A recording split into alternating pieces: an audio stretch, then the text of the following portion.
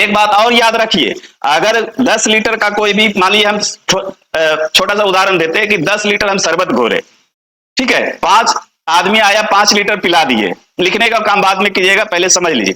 5 litre पानी, 5 litre शरबत हम पिला दिए, अब उसमें 5 लीटर ही शरबत बचा हुआ है, तो क्या वो ज्यादा मीठा हो जाएगा? क्या नहीं होगा ना। जब तक छेड़छाड़ नहीं करेंगे तब तक वही रेशियो रहेगा। तो यही चीज है, रेशियो में जो है, रेशियो में कुछ भी घटा दीजिए, कुछ भी बढ़ा दीजिए, अगर बराबर मात्रा में घटा बढ़ा रहे हैं तो रेशियो कभी वो चेंज नहीं होगा। जय हिंद दोस्तों।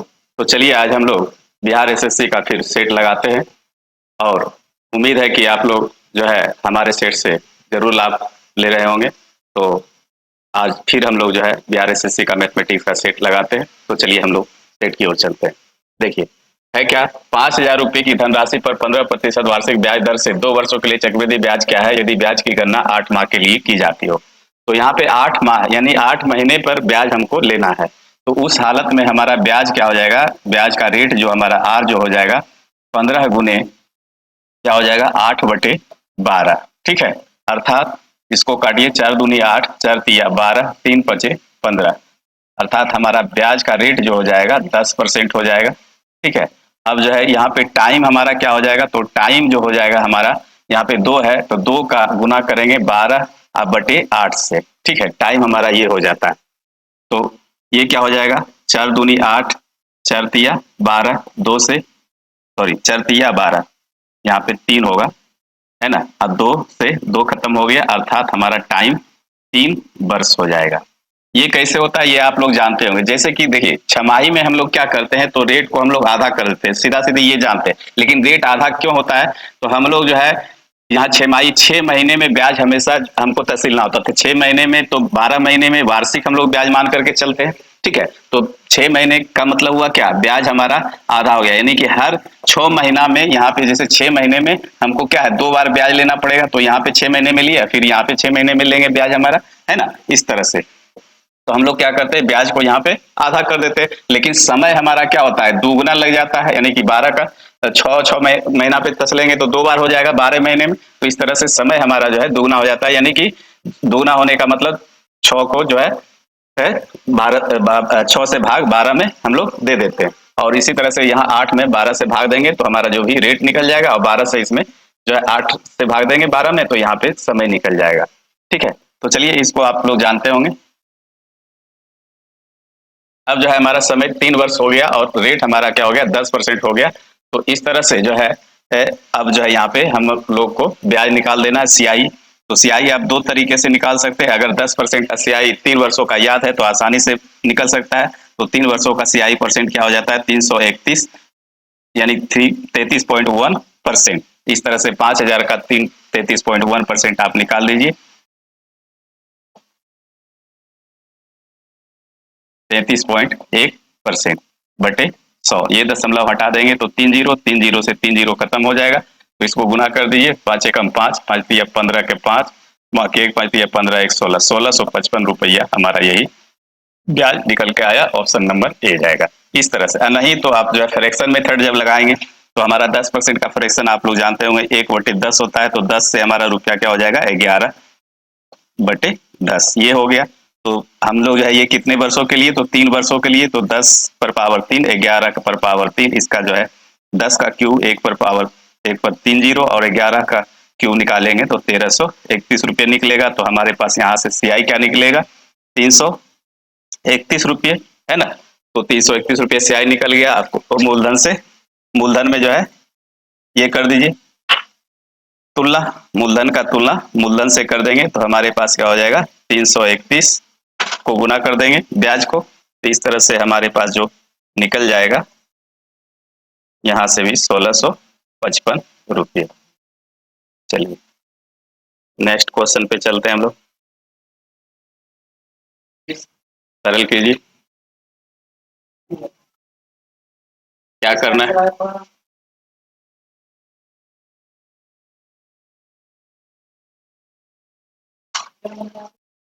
देख लीजिए, 8 पर पावर 1.5 है, और 4 गुने 4 पर पावर 2.5 है, गुने 2 पर पावर 3.5 है। तो देखिए यहाँ पे है क्या, यहाँ पे आपको दिखाई पड़ रहा है सबका बेस जो है समान कर दीजिए। तो बेस समान करेंगे तो 2 पर पावर ये क्या हो जाएगा 3 हो जाएगा, तो 3 को फिर गुना कर देंगे तो 15 45, है ना। गुना गुना पावर पर पावर है तो गुना हो जाता है ना। और ये 2 का पावर 2 होगा तो 2 को फिर जो है पावर 2 हो गया, फिर पावर 2.5 है तो यानी 5.0 हो गया, 25 गुना 50।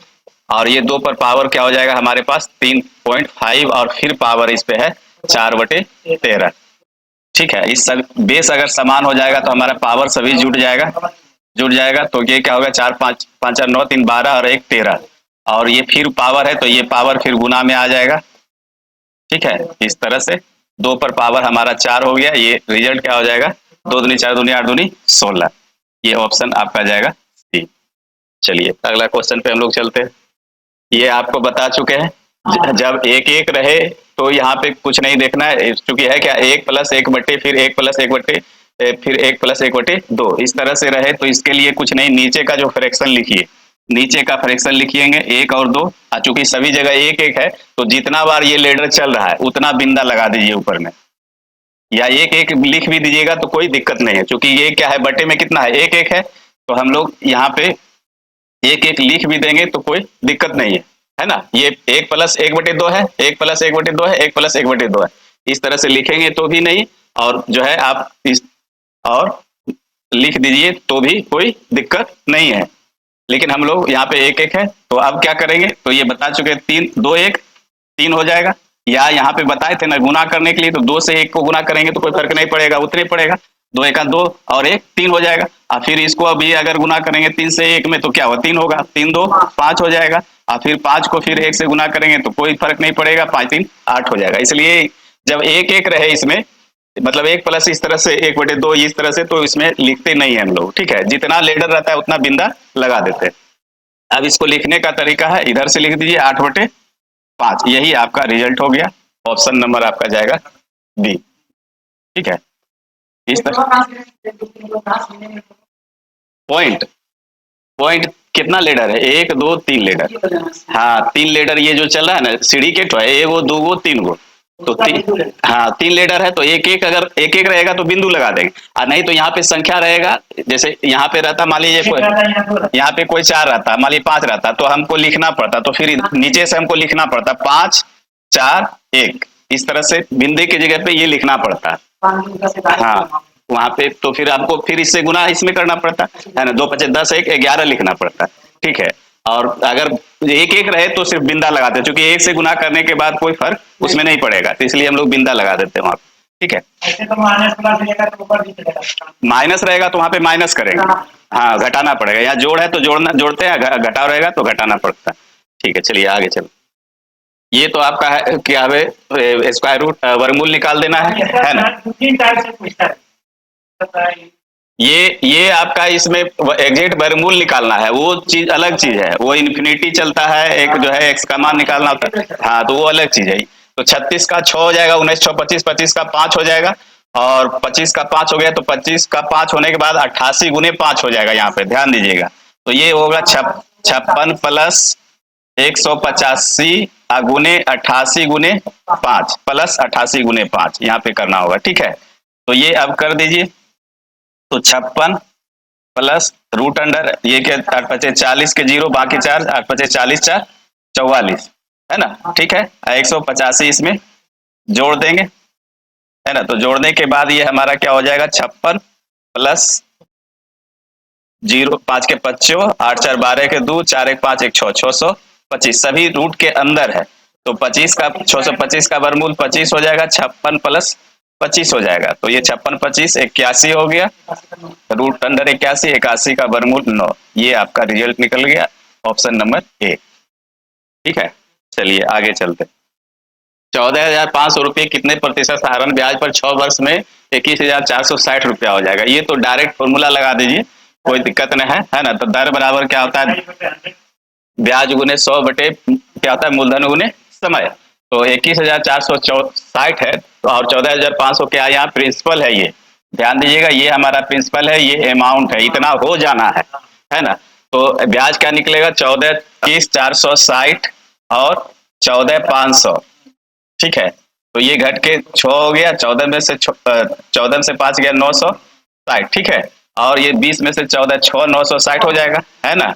अगुने 100, ये ब्याज निकल गया, और मूलधन हमारा 14 500 अगुने समय क्या है 6 वर्ष। अब काट दीजिए 2 जीरो से, 2 जीरो खत्म हो जाएगा, 6 एकम 6 6 एकम 3, 6 से ये कट रहा है, 6 एकम 6 6 एकम 6 6 छक 36, है ना। और ये कट जाएगा कितना बार में, चलिए नहीं कटता है तो 5 बार में भी काटते हैं हम, 5 दूना 10, 5 नमा 45, अब 5 दूना 10, और क्या हो जाएगा 1 5 या 15, अब 5 दूनी 10, 9 अठी 72, 8 दूना 16, 7 23, 8 बार में ये खत्म हो जाएगा, अर्थात 8%। ठीक है, इस तरह से ऑप्शन आपका इसका जाएगा बी। चलिए आगे चलते हैं।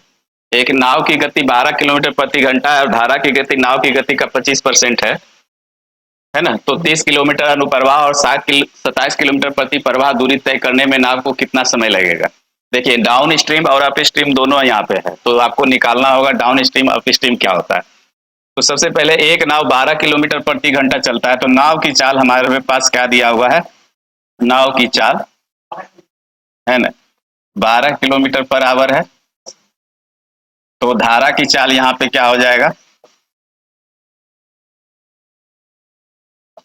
12 का 25%, है ना। ये हमारा हो जाएगा 3 किलोमीटर पर आवर।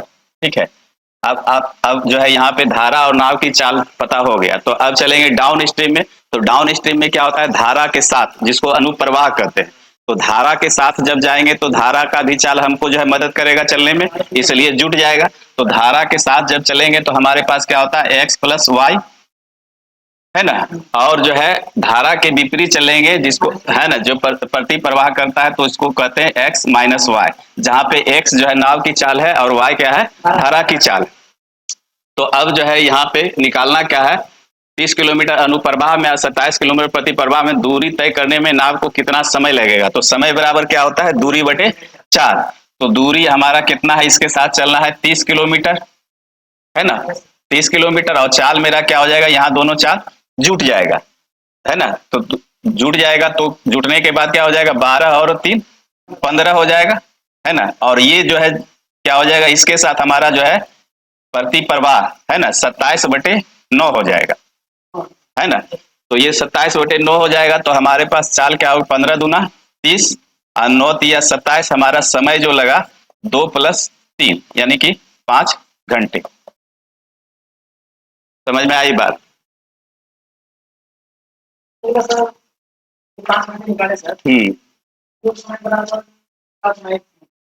चलिए इसको देख लीजिए, चलिए देखते हैं। जैसे धारा के साथ, धारा का चाल और नाव की चाल, यहाँ पे अब डिटेल करना होगा। नाव की चाल क्या है 12 किलोमीटर पर आवर है ना, और धारा की चाल हमारा 12 का 25% है, तो ये 3 किलोमीटर पर आवर होगा, यहाँ तो ठीक है। तो धारा के साथ जाने में लगा समय, या धारा की चाल, जो धारा के साथ चलेंगे तो हमारा चाल क्या होगा x प्लस वाई, यानी कि नाव की चाल प्लस धारा की चाल दोनों जुट जाएगा, तो ये हमारा चाल होगा। तो ये क्या है डाउन स्ट्रीम में जा रहे हैं, यानी कि धारा के साथ हम जा रहे हैं, अनुप्रवाह जिसको हिंदी में बोलते हैं, तो उसको डाउन स्ट्रीम। तो डाउन स्ट्रीम में जब हम लोग चलेंगे तो क्या होगा, धारा का चाल और नाव की चाल दोनों हम लोग पकड़ेंगे। तो धारा नाव की चाल हमारा कितना है 12 kilometre per hour plus 3 kilometre per hour, है ना। तो ये हमारा क्या हो गया 15 किलोमीटर पर आवर। चाल क्या हो गया डाउन स्ट्रीम में, जब धारा के साथ चल रहे तो हमारा चाल क्या बन गया 15 किलोमीटर पर आवर। अब चलना हमको कितना है 30 किलोमीटर, तो 30 किलोमीटर चलने में क्या होता है दूरी बटे चाल, तो समय हमारा क्या लगेगा, दूरी हमारा 30, चाल हमारा कितना 15, तो हमको चल ये जाने में कितना लगेगा 2 घंटा। समझे, वही चीज वहां पे हम डायरेक्ट कर दी। अब जो है ये तो डाउन स्ट्रीम में हम लोग चल रहे हैं, इसको डीएन लिखते हैं डाउन स्ट्रीम में। अब अप स्ट्रीम में मतलब धारा के विपरीत हमको चलना है, तो अप स्ट्रीम में चलने के लिए हम लोग क्या करेंगे, है ना। अप स्ट्रीम में चलने के लिए हमारा चाल जो बन जाएगा, यहाँ पे चाल लिख दिए, चाल, ये चाल हमारा क्या बन जाएगा, तो यहाँ पे माइनस हो जाएगा। तो माइनस होने का मतलब है 12 में से 3 घट जाएगा, तो 9 किलोमीटर पर आवर हमारा चाल बन जाएगा। और चलना कितना है हमको 27 किलोमीटर, तो 27 किलोमीटर चलने के लिए बेसिक फॉर्मूला वही है, दूरी बराबर चाल गुने समय, या जो भी दूरी बराबर जो भी समझते चाल बराबर है ना, समय बराबर दूरी बटे चाल, उसी से सब। तो ये हमारा दूरी चलना कितना है, 27 किलोमीटर ही, और कितना से 9 से, तो 9 तिया 27, तो जाने और आने में हमको समय कितना लग गया, 5 घंटा लगेगा ना, यही चीज था। ठीक है, क्या दिक्कत है ना, क्लियर हो गया कॉन्सेप्ट। आइए, तो यही चीज हम लोग यहाँ पे जो है डायरेक्ट कर दिए, ये चाल निकल गया, तो ये हम लोग दूरी है तो दूरी को पकड़ लिए 30 किलोमीटर, अब दूरी बटे समय चाल कर दिए, तो ये हमारा क्या निकल गया, समय निकल गया 2 घंटा, और यहाँ पे डाउन अप स्ट्रीम हो गया, तो अप स्ट्रीम का मतलब 27/9 कर दिए, तो 9 से भाग देने के बाद 3 घंटा निकला, तो 2 घंटा प्लस 3 घंटा 5 घंटा लगा। गए हम 30 किलोमीटर लेकिन आए 27 किलोमीटर ही उलट करके, तो इस तरह से 5 घंटा, इसलिए ऑप्शन जाएगा हमारा ए। चलिए अगला क्वेश्चन, एक खाली करने वाले पाइप 10 घंटे में एक टैंक को खाली कर सकता है, और एक भरने वाला पाइप बी प्रति घंटे 40 लीटर पानी भर सकता है। यदि दोनों पाइप एक साथ कार्य करते हो तो टैंक 30 घंटे में भर सकता है, तो टैंक की क्षमता ज्ञात कीजिए। बना था, तो क्या होगा, हाँ 300 लीटर होगा। ठीक है, ऑप्शन इसका 300, तो क्या करना है इसको, दो टैंक है ए और बी। ठीक है, तो सबसे पहले इसको पकड़ना है। इस ऐसे क्वेश्चन में जब टैंक की क्षमता पूछे तो सबसे पहले वो दिया हो रहेगा कि दोनों जब खोलेंगे तो क्या होना है, तो दोनों जब होना है तो क्या है, वो 30 घंटे में क्या है भर सकता है, तो भरने का मतलब है +1 का साइन हम लगा देते हैं, यानी एक टैंक यानी कि एक पूरा भाग को वो कितना है 30 घंटे में भर सकता है। ये हमारा घंटा हो गया, ये हमारा क्षमता हो गया, ऊपर हमारा क्या हो गया क्षमता और नीचे घंटा, यानी कि 30 घंटे में ये पूरा टैंक जब दोनों चलेगा तो इसका मतलब है कि भर जाएगा। भरने का मतलब है कि बी नल जो है क्या है, जो है मतलब ए नल से अधिक पानी फेंक रहा है ना, इसका मतलब ए क्या खाली करता है, तो इसका मतलब है ये तो श्योर हो गया कि बी नल जो है अधिक पानी भर रहा है तभी टैंक भर सकता है, ऐसे नहीं भरेगा। तो चलिए यहाँ पे ए देख लेते हैं हमारे पास, और बी क्या है, तो ए की जो है टाइम क्या है 10 घंटा दिया हुआ है। ठीक है, और 10 घंटे में ये क्या करता है, एक अगर इसको सिर्फ खोल दिया जाए, बी को नहीं खोला जाए, तो ये भी एक भाग को जो है एक टंकी को 10 घंटे में साफ कर देगा, भरा हुआ अगर रहे तो 1 घंटे में ये क्या करेगा, यानी 10 घंटे में एक भाग को ये खाली कर देगा, है ना। अगर ए अकेले खुलेगा तब, है ना, बी के साथ खुलेगा तब ये होगा। माइनस साइन इसलिए लगा रहे हैं कि ये खाली करने वाला है, और ये दोनों जब खुलता है तो क्या होता है, भर जाता है, तो इसका मतलब जो है क्या है, बी टंकी जो है अधिक पानी फेंक रहा है। अब चलिए, अब जो है बी का हम पोजीशन देखना है, बी क्या करता है, प्रति घंटे 40 लीटर पानी भर सकता है, वो लीटर में दिया हुआ है, उसी से हम लोग को जो है वॉल्यूम निकालना है। अब जो है बी का मान यहाँ पे खोजना है कि बी की इफिशियंसी क्या है और बी का घंटा क्या है। तो सबसे पहले 30 और 10 जो घंटा है, काम क्या करवाना है ये पहले हम लोग को देखना पड़ेगा। ठीक है, तो सबसे पहले काम देखना पड़ेगा, तो ये भी हटाइए, ये अभी हमारा कहानी खत्म हो गया, वो तो था उसका क्वेश्चन का डिमांड, लेकिन ये अब यहाँ पे खत्म हो गया। अब 10 घंटा और 30 घंटा, ठीक है, तो 30 और 10 का अगर एलसीएम लेंगे तो हमारे पास क्या आएगा, 30 आएगा। ठीक है, और 30 घंटे में जो है ये ए बी चलेगा तो एक भाग ही भर देगा। ठीक है, अब जो है 10 घंटा अगर इसको चलाएंगे तो 30 भाग अगर हमको भरवाना है या 30 लीटर भरवाना हो तो इसको कितना लगेगा, 3 घंटा लगेगा, है ना, ये 3 घंटा लगेगा इसको। तो अब चलिए कि 3 घंटा अगर ये क्या कर रहा है, खाली कर रहा है, ये खाली करने वाला है, भरने वाला नहीं है। अब रिजल्ट क्या होगा, रिजल्ट जब दोनों को खोलेंगे तो हमारे पास रिजल्ट क्या निकल के आएगा, 1 -3, तब हमारा बी निकलेगा। ये समझ रहे ना, ए प्लस बी और माइनस किसको कर देना है, ए को, तब हमारे पास क्या मान निकलेगा, बी का मान निकल जाएगा, है ना। यही चीज हम करना चाह रहे हैं, यहाँ पे क्षमता जब बी का निकालना होगा तो दोनों का क्षमता कितना है, 1 है, और एक में से ए का क्षमता हटा देंगे तो बी का क्षमता हमारे पास आ जाएगा। तो एक ए प्लस बी का क्षमता +1, और हटाना किसको है, माइनस साइन ये यहां से आया, और ये ऑलरेडी माइनस है, यानी कि ये क्या है, खाली करने वाला टंकी है, तो ये माइनस उसका अपना माइनस है।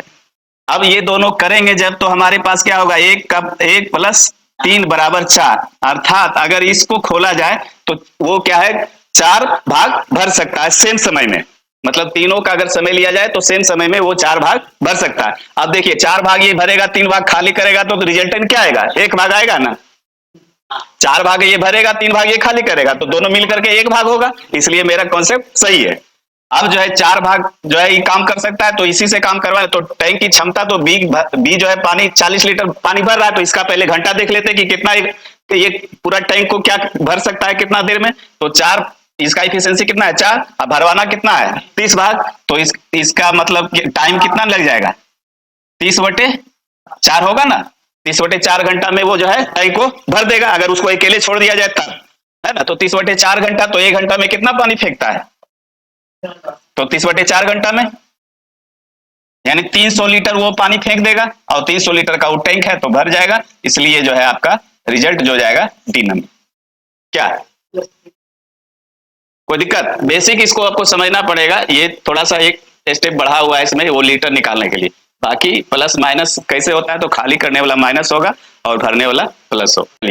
ये था 6, 10, 14, 18 प्लस, इस तरह से प्लस 50 का योग क्या होगा, है ना। तो यहाँ पे देखिए इस ऐसा जब आता है तो इसमें आप दिमाग लगाइए अरिथमेटिक प्रोग्रेशन, है ना, एपी का यहाँ पे सिस्टम चलता है, ठीक है। तो अरिथमेटिक प्रोग्रेशन है, तो यहाँ पे देख सकते हैं आप कितना का डिफरेंट आ रहा है, 4 का डिफरेंट आ रहा है। तो ये नहीं कि कॉमन डिफरेंट इसका 4 हो गया, कॉमन डिफरेंट इसका निकल के 4 आया, और ए का मान हमारे पास क्या है 6 है, और अंतिम पद है ना, यानी कि टी एनवा पद जो है आपके पास क्या है 50 है, लेकिन कितना पद है ये नहीं पता है।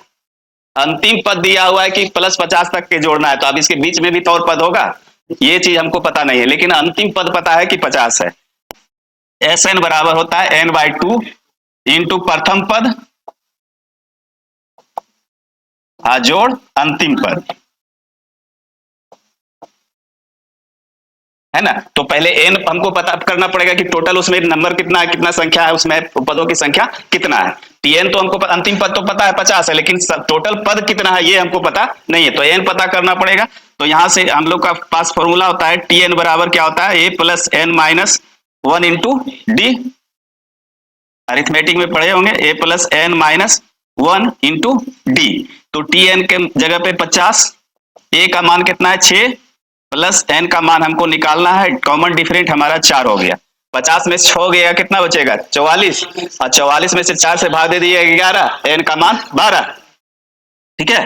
कर देते हैं यहाँ पे 50-6/4 बराबर n-1, इसलिए n बराबर हमारे पास निकल के क्या आएगा 12, ठीक है। एन का मान 12 आ गया, तो यहाँ पे बैठा दीजिएगा, तो हमारा जो है एस एन मतलब टोटल पदों का योग निकल जाएगा। तो एन का मान हमारे पास क्या आ गया 12/2 प्रथम पद, 6 अंतिम पद, 50, तो ये आप 56 गुने कितना हो जाएगा, या 6 गुने 56 कर दीजिए, 6 गुने 56, 6 6 36, और 6 5 30, 3 33, यानी 336, आपका रिजल्ट ऑप्शन डी। तो ये आपको फॉर्मूला आपको याद रखना पड़ेगा, तभी जो है चीजें होगा। एस एन बराबर होता है n/2 प्रथम पद प्लस अंतिम पद, और टी एन यानी एनवा पद निकालना हो तो a+n-1 इंटू डी। चलिए अगला क्वेश्चन, 4 घंटियां 3, 8, 12 तथा 15 मिनट के अंतराल पर बजती है। चलिए ये दूसरा क्वेश्चन है, ये क्वेश्चन नहीं है, आप बनाइए। हाँ तो एलसीएम निकाल के बताइए।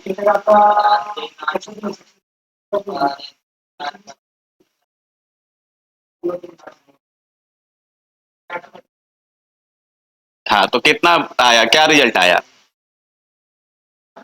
हाँ 120, 120 मिनट के बाद वो फिर बजेगा एक साथ, 3, 8, 12, 15 का 100 निकाल देना है, तो 100 आपके पास क्या आ जाएगा 120, है ना। तो 120 यानी 120 मिनट यानी कि 2 घंटे के बाद वो फिर बजेगा, एक साथ फिर बजेगा। 120 भाग क्या कर देंगे 60 से, है ना, 60 गुना 120, चलिए ठीक है, इसका ऑप्शन चला जाएगा आपका 2 घंटा। चलिए यदि टंकक 5 मिनट में 2 टंकक 5 मिनट में 2 पेज टाइप कर सकते हैं, तो 10 मिनट में 20 पेज टाइप करने के लिए कितने टंककों की आवश्यकता, कितना टंकक की आवश्यकता होगी बनाइए। याद रखिए एमडीएच मसाला होता है ना, एमडीएच मसाला याद रखिए, एमडीएच, और जब वर्क जो भी होगा वो नीचे रहेगा, बस एमडीएच मसाला को याद रखिए, ये कॉन्फिडेंस है, बाकी कुछ नहीं। तो मेन कितना है 2 टंकक, समय क्या है D4 डे हो गया, या H4 आवर समय, तो एमडीएच हो गया, तो 5 मिनट समय ले रहा है। वर्क क्या करना है उसको 2 पृष्ठ टाइप करना है, 2 पृष्ठ नीचे, अब 10 मिनट है ना, तो वो 10 मिनट में कितना टंकक की आवश्यकता, मेन की आवश्यकता चाहिए उसको, टंकक में मेन, तो कितना समय 10 मिनट ना, कितना टाइप करवाना है 20, एम का मान 10, यानी 10 टंकक वो जो है कर सकता है, बस है हिसाब थोड़ा सा छोटा रहता है, लेकिन जब आप कंफ्यूजन अपने दिमाग में कीजिएगा टेंशन, तो जो है वो दूसरा तरफ ले चल जाएगा। इसलिए इसको याद रखिए, एमडीएस यानी कि वर्क हमेशा वहां पे सबसे इस ऐसे क्वेश्चन में आपको ट्रेस यही करना होता है कि काम क्या कर रहा है, बस इस चीज को ट्रेस कर लेना है, बाकी कहानी खत्म है, बाकी उसमें कुछ नहीं होगा। चलिए ठीक है, कोई दिक्कत, आगे बढ़े। चलिए, तीन मिश्रण जिनमें दूध तथा पानी इतना है, तीन मिश्रण है ना, और तीनों को मिला करके दूध और पानी का अनुपात क्या होगा ये बताना है, और तीनों से बर्तन का जो है अनुपात अलग अलग मिलाने के लिए कह रहा है वो।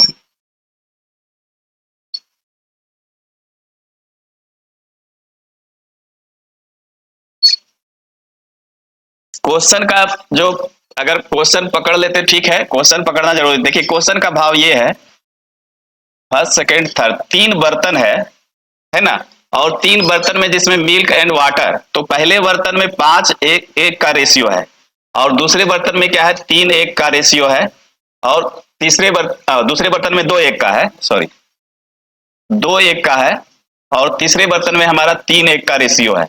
ये क्वेश्चन का जो है कहने का डिमांड है ना, कि तीन बर्तन है और तीन बर्तन में दूध और पानी ही है, लेकिन रेशियो तीनों का इस तरह से दिया हुआ है। लेकिन अब जो है कहता है कि डायरेक्ट मिलाने के लिए तो मिला देते, लेकिन कहता है कि नहीं, हम जो है कंडीशन है मेरा मिलाने का कंडीशन क्या है, 1 2 3, अर्थात अगर आप जो है 3 2 5 1 6 लीटर अगर निकालेंगे तो 1 लीटर पहला से निकालना पड़ेगा, और 2 लीटर दूसरे से निकालना पड़ेगा, और 3 लीटर तीसरे से निकालना पड़ेगा। ये कंडीशन वो दिए हुए हैं। अगर 6 लीटर मिश्रण आप बनाते हैं तीसरे बर्तन में या चौथे बर्तन में, तो इस तरह से आप निकालिए, वहां से 1 लीटर पहले से, और दूसरे से 2 लीटर, और तीसरे से 3 लीटर। अब जो है ये बताइए कि इस तरह से निकाल करके जब मिश्रण बनाएंगे तो हमारा दूध और पानी का मिश्रण क्या होगा नए बर्तन में। ये कंडीशन लगा दिया है। क्या किन्हीं से हो सकता है कुछ? देखिए कोशिश कीजिए, कोशिश करने में क्या है। सबसे पहले ये बताइए 5:1 का मतलब क्या होता है? कोई भी हाँ ये समझ रहे है ना, मतलब इसको 6 भाग, या इसको हम ऐसे इसको सिंप्लीफाई करें तो 6 लीटर अगर लेंगे तो 5 लीटर उसमें दूध रखना पड़ेगा और 1 लीटर पानी रखना पड़ेगा। और इसमें क्या कह रहा है कि इसमें 3 लीटर है, लेकिन 2 लीटर दूध है और 1 लीटर पानी है। इसमें इसी तरह से 3 लीटर है और एक 4 लीटर, यानी 4 लीटर अगर टोटल होगा तो 3 लीटर इसमें क्या होगा, दूध होगा, 1 लीटर पानी होगा। तो इस तरह से सभी का रेशियो जो देख रहे हैं सब, अब कंपेरिजन कैसे कर सकते हैं? अब कंपेरिजन अगर करना हो, जैसे हम बोले कि इसमें 5 लीटर है, इसमें 3 लीटर है, इसमें 4 लीटर है, और इसमें 2:3 है, इसमें 1 मान लिए 2 है, और इसमें 3:4 है, तो इस तरह से आप कंपेरिजन नहीं कर पाएंगे। इसलिए कि सबसे पहले जो है आपको देखना पड़ेगा कि सबको इक्विवेलेंट कर दें। अगर 10 लीटर इसको भी बना दे, 10 लीटर इसको भी ना बना दे, 10 लीटर इसको भी बना दे, तब हमको समझ में कुछ बात आ सकता है। अन्यथा सब अलग अलग क्वांटिटी में रहेगा, अलग अलग मिश्रण में रहेगा, तो आपको समझ में नहीं आएगा, है ना, कि कौन किस में कितना अधिक दूध है, ये भी समझ में नहीं आएगा कि कौन किस में कितना पानी है, ये समझ। तो जब तक तभी समझ में आ सकता है कि जब सभी का क्वांटिटी हम बराबर कर दें, है ना, सभी में जो है अगर 5-5 लीटर है तो सभी में 5-5 लीटर ही रखा जाए, तब समझ में कुछ बात आएगा कि हाँ जो है दूध किसमें अधिक होगा, किसमें पानी अधिक हो। तो यही चीज यहाँ पे सबसे पहले जब ऐसा आए, है ना, ये मिश्रण मिक्सर का हिसाब है। मिक्सर में जो है सबसे पहले जो है आप ये जो जब बर्तन रहे और उससे निकाल करके किसी दूसरे बर्तन में ढालना रहे या मिलाना रहे, तो सबसे पहले इसका जो जितना भी रेशियो है ना, इसको सबको इक्वल कर लीजिए, है ना। सबसे पहला काम इक्वल करना होता है जब भी। तो इसमें देखिए ये कितना है, 5:1 6 है, और ये योग कितना है, 3 है इसका योग, और इसका योग क्या है, 4 है ना। यही अब कहने का मतलब ये 5:1 6 लीटर है टोटल, और ये क्या है 2:1 3 लीटर टोटल है, और 3:1 ये 4 लीटर है। तो सबको हम जो है इक्वल बनाना होगा। इक्वल बनाने के लिए सबसे आसान तरीका लोसो, है ना। तो लोसो लेना है, तो 6 3 4 का लोसो अगर निकालें तो क्या होगा, 12 हो जाएगा। तो 12 बनाने के लिए इसको कितना से गुना, 2 से, हाँ 6 दूनी 12, 2 से करना होगा। इक्वल इसको करना है ना, अभी इसको देखना है हमको। 3 को 4 से गुना करना है और 4 को 3 से। अब देखिए हम तो एक ही स्टेप में कर सकते हैं, लेकिन पहले हम आपको दिखा दे रहे हैं। ये 2 से गुना करेंगे तो अब जो है ये 12 हो गया, तो 12 लीटर जब बना दिए तो ये दुगुना जब होगा तो ये भी दुगुना होगा ना, होगा ना, बिल्कुल है। मतलब अगर क्वांटिटी बढ़ा दीजिएगा तो दूध भी बढ़ेगा और पानी भी बढ़ेगा। तो ये 2 5 10 हो जाएगा, और ये हमारा क्या हो जाएगा 2, और ये हमारा 8 हो जाएगा, और ये हमारा क्या हो जाएगा 4, और ये हमारा 9 हो जाएगा, और हमारा ये क्या हो जाएगा 3। अब देखिए सभी में क्वांटिटी बराबर हो गया क्या, 12 12 लीटर हो गया ना, है, रेशियो तो रहना ही है। रेशियो का नियम है कि उसमें जोड़ना घटाना सेम चीज अगर करेंगे तो रेशियो कभी भी डिफरेंट नहीं होगा। एक बात और याद रखिए, अगर 10 लीटर का कोई भी, मान लीजिए हम छोटा सा उदाहरण देते हैं कि 10 लीटर हम शरबत घोरे, ठीक है, 5 आदमी आया, 5 लीटर पिला दिए। लिखने का काम बाद में कीजिएगा, पहले समझ लीजिए। 5 लीटर पानी, 5 लीटर शरबत हम पिला दिए, अब उसमें 5 लीटर ही शरबत बचा हुआ है, तो क्या वो ज्यादा मीठा हो जाएगा? क्या नहीं होगा ना। जब तक छेड़छाड़ नहीं करेंगे तब तक वही रेशियो रहेगा। तो यही चीज है, रेशियो में जो है, रेशियो में कुछ भी घटा दीजिए, कुछ भी बढ़ा दीजिए, अगर बराबर मात्रा में घटा बढ़ा रहे हैं तो रेशियो कभी वो चेंज नहीं होगा। तो ये हमारा हो गया, देखिए सब बराबर हो गया। अब क्या करना है, तो अब वॉल्यूम इस तरह से करा है कि पहले से 1 लीटर निकालना है, तो अब चूंकि सबको तो बराबर कर दिए, तो बराबर कर दिए तो मात्रा हमारा बराबर आ जाएगा, है ना। बराबर करता तो क्या होता, सब आपस में जोड़ देते, दूध को दूध से जोड़ देते, है ना, दूध को दूध से जोड़ देते और पानी को पानी से जोड़ देते, तो हमको रेशियो पता चल जाता, क्योंकि सब बराबर हो गया था। लेकिन अब यहाँ पे ऐसे नहीं कर रहा है, कर रहा है क्या, पहले से 1 लीटर निकालिए और दूसरे से 2 लीटर निकालिए, तीसरे से 3 लीटर निकालिए। तो चलो भाई निकाल देते हैं, निकाल दीजिए। ठीक है, अब निकल गया, तो ये 10 हो गया, ये हमारा सॉरी 2 हो गया, ये 10 से 1 गुना करेंगे तो 10 होगा ना, 2 से 1, ये क्या हमारा हुआ 16, और ये 8 निकलेगा, और ये 27, और ये 9। अब जो है दूध को दूध से जोड़ दीजिए और पानी को पानी से, यानी दूर का दूर से, नजदीक का नजदीक से। तो 16 10 26, 26 दूनी 52, 1 53, और ये क्या होगा 8 2 10 9 19, 53:19, यानी कि इनमें से कोई नहीं, नन ऑफ दीज। ठीक है, कोई दिक्कत नहीं। 20% की छूट पर किसी इलेक्ट्रॉनिक्स ऑर्गेनाइजर की कीमत 100 रुपया है, तो इसकी वास्तविक कीमत क्या है? चलिए बता दीजिए, ये तो हो जाना चाहिए, होता है। हाँ हाँ, तो यहाँ पे करना क्या है कि 20% की छूट पर किसी इलेक्ट्रॉनिक ऑर्गेनाइजर की कीमत है, तो ये 100 रुपया कब मिलता है? जब 20% आपको डिस्काउंट मिलेगा तब। तो 20% डिस्काउंट मिलेगा, तो ये नहीं कि ये 100 रुपया क्या है, हमारा डिस्काउंट मिलने के बाद विक्रय मूल्य है ना। तो अब 20% डिस्काउंट लेंगे तो हमारे पास क्या है, 80 रुपया आएगा, और गुने 100 निकालना है। जो जैसे जो चीज निकालना हो यहाँ पे धरते हैं, तो ये क्रय मूल्य, कॉस्ट प्राइस या मार्क प्राइस जो भी मान लीजिए, एमपी है ये, समझ दैट। तो मार्क प्राइस जब निकालना है तो यहाँ 100 मार्क प्राइस रहता है, और कॉस्ट प्राइस भी रहेगा, तो 100 ही मान के तो निकालना क्या है हमको, जो गुना में करते हैं। तो 100 रुपए का चीज जो है 100 रुपया में बिक्री कर रहा है, और वास्तव में 100 रुपया, लेकिन जो है हमारा यहाँ से 20% छूट देने के बाद 80, तो 100 का 80 से तुलना कर दिए, गुना 100 कर दीजिए, तो ये हमारे पास आ जाएगा 10 और 2 चौके या 4 से काट दीजिए, डायरेक्ट कट जाएगा। 4 दूनी 8 और 4 25 100, जैसे काट सकते हैं आप, 2 25 10, 25 25 25 से 125।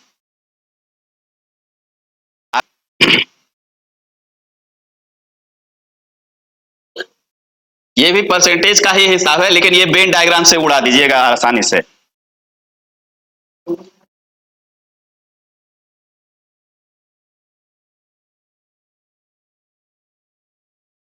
चीज हम क्लियर कर दें। देखिए यहाँ पे सबसे पहली बात है कि जो है यहाँ पे ये चीज समझ रहे हैं कि 40 व्यक्ति ऐसा है जो कि मधुमेह से पीड़ित है, और 25 व्यक्ति ऐसा है जो मिर्गी से पीड़ित है, और 10 व्यक्ति वैसा है जो कि दोनों से पीड़ित है ना। तो यहाँ पे देखिए, हम आसान भाषा में आपको समझाने का हम कोशिश कर रहे हैं, समझिएगा। अगर मान लीजिए 40 व्यक्ति है ना, तो 40 व्यक्ति में से जो है, ये जब मान के चलिए मधुमेह में गणना करेगा, है ना, तो मधुमेह में भी ये आ जाएगा, है ना।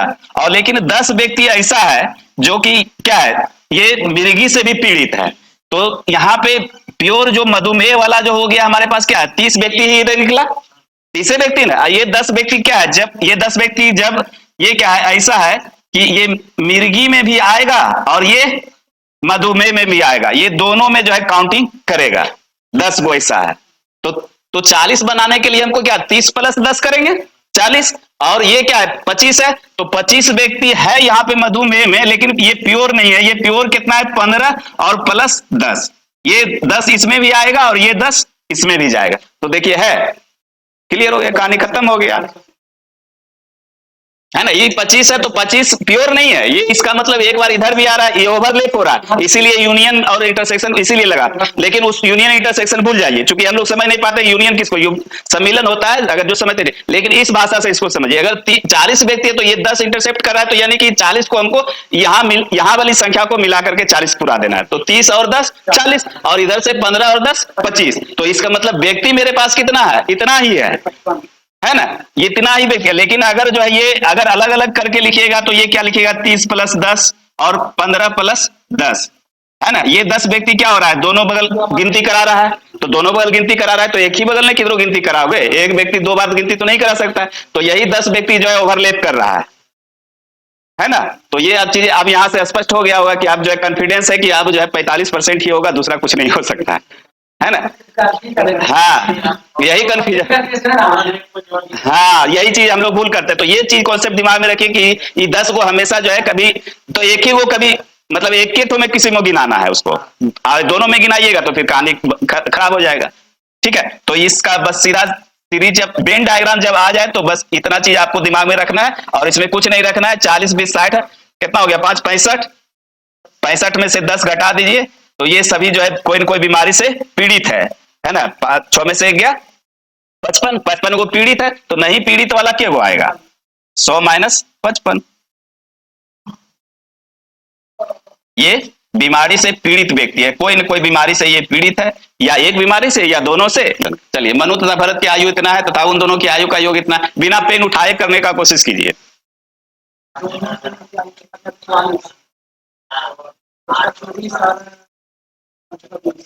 करना क्या है, 6 5 11 रेशियो, ये रेशियो 11 का मान आपके पास दिया हुआ है 44।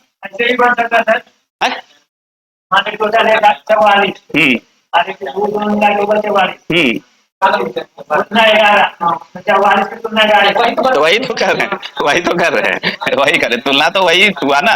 1 का मान निकल गया 4, रेशियो 1 का मान कितना 4 निकल गया, है ना। ठीक है, हाँ वो ठीक है, हाँ वो चीज, हाँ वो बात हम वही चीज है, वो चीज वही निकाल रहे हैं, वो कोई दिक्कत नहीं, वो चीज वही है, वही ठीक है क्या आप लोग को।